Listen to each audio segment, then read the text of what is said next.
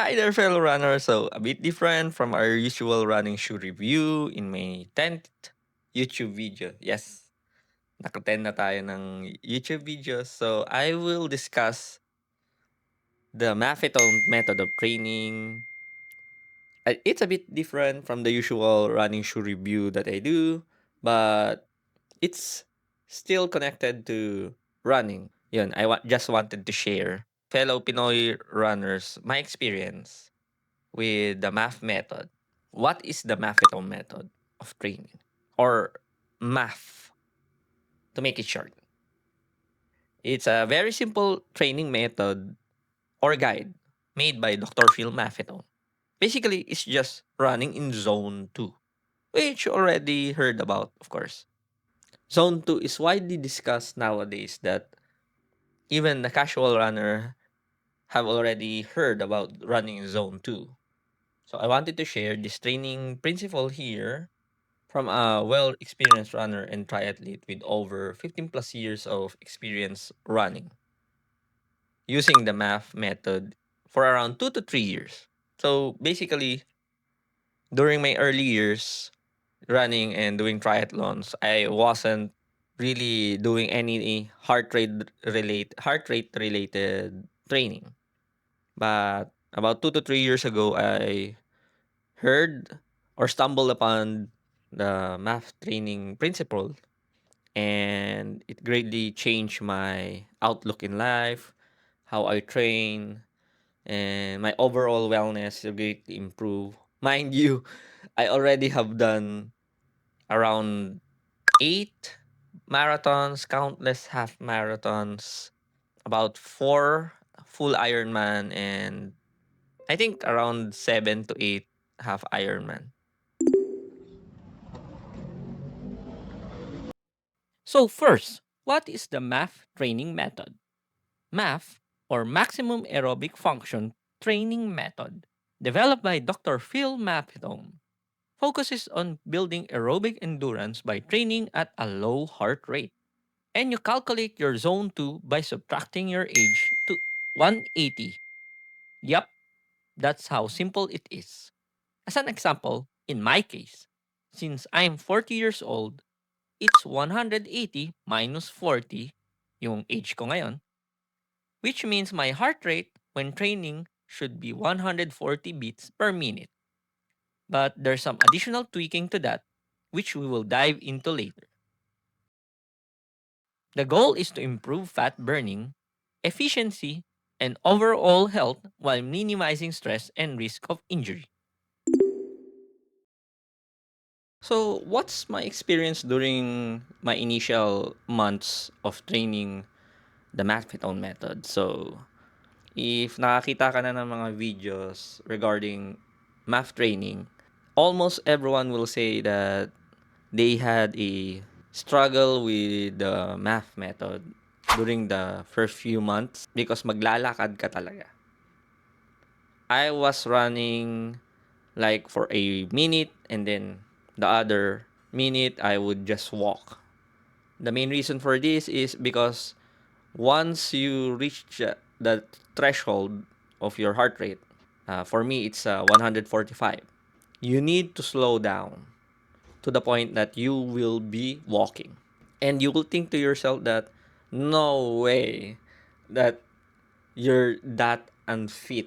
Well, that's what you have in your mind during the initial months of training the Maffetone method. So yung una, I really can't believe it na ganun kababa yung fitness level ko. To the point that I really can't run straight. Like, 1 kilometer will be, my average pace is around 10 to 12, somewhere along those lines. 10 to 12 per minutes per kilometer.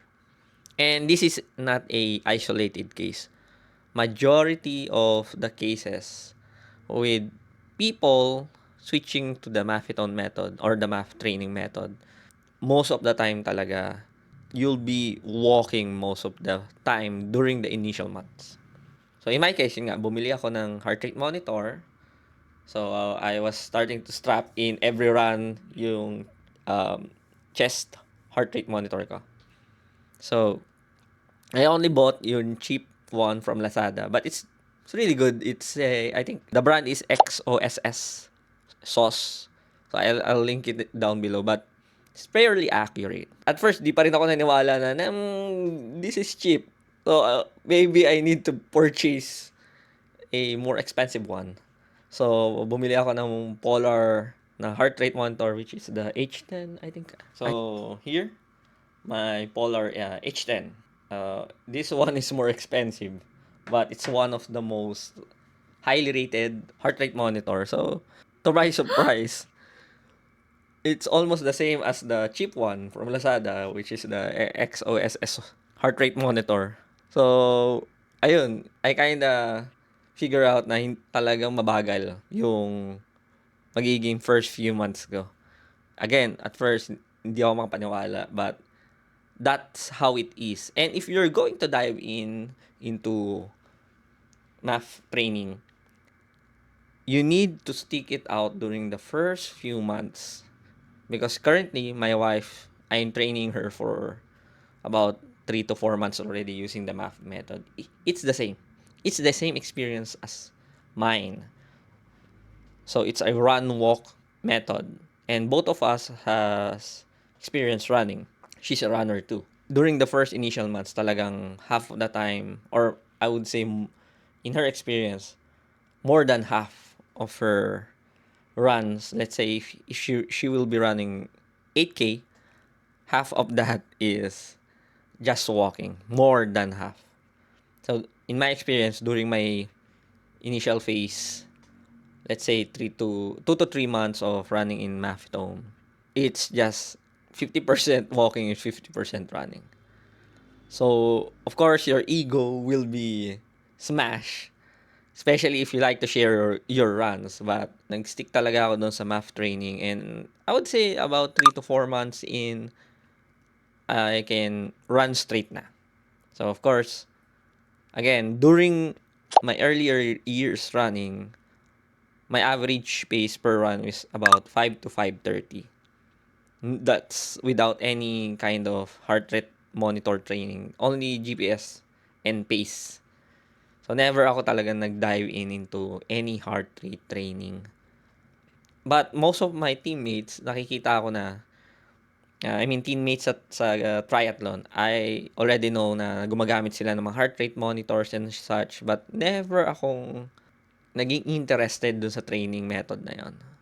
They have different kinds of zone to calculation, but yung most common one is I think 220 minus your age, which is widely inaccurate. Only a select few of people has a very high heart rate. Average person will just like max out about 190 to 200, or maybe lower. So yeah, that's my initial experience during my first few months of Mathitone or math training method. So gradually over the years, nag-improve siya from, I would say, 7 to 8 kilometer pace. Slowly, nag-i-improve siya yung average heart rate ko and pace. So now, I'm averaging my math 5:15 minute kilometers. So, you want to try running in math? Here's my advice for beginner runners and for experienced runners like me, who just dive in later with math. Let's start with beginners. Since you're just starting out, most likely you'll have an easier time adapting with math training. While it's worthwhile to invest in a good heart rate monitor and GPS watch that have a heart rate sensor, if you don't have one, you can still start training the math way by using a very common way to check your effort level, which is the talk test. Basically, the talk test is if you are having a hard time conversing while running, you need to slow down. For solo runners, if you can't sing a song straight or recite something without pausing, then you're running too fast. Of course, it's still best to invest in a good heart rate monitor. So if you have one, just follow the 180 minus your age formula. Now, for intermediate to advanced runners that are just starting out with the MAF training method, you'll have a hard time adjusting, especially if you're like me and just use pace and distance for running. You'll need to rework your whole training habits, and during the first several months, you'll most likely be running at a slow pace, or probably even walking half the time like me. Gradually, as your fitness level increases, your body adapts and you get more efficient running and your heart rate starts to lower to your MAF heart rate threshold. You'll see gradual improvements.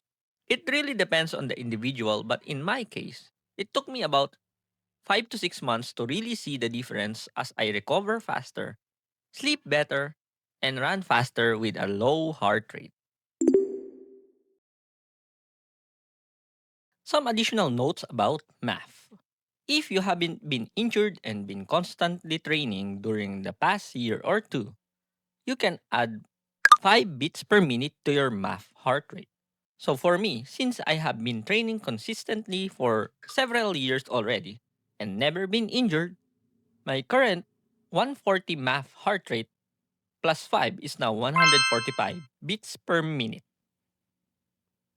Now, if you are just starting out and not really been training consistently or have been injured in the past year or two, you need to subtract 5 to your math heart rate.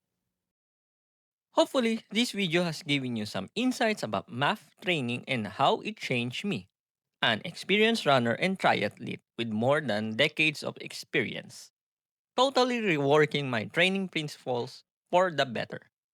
If you do have any questions or currently doing the math training method, please leave a comment down below.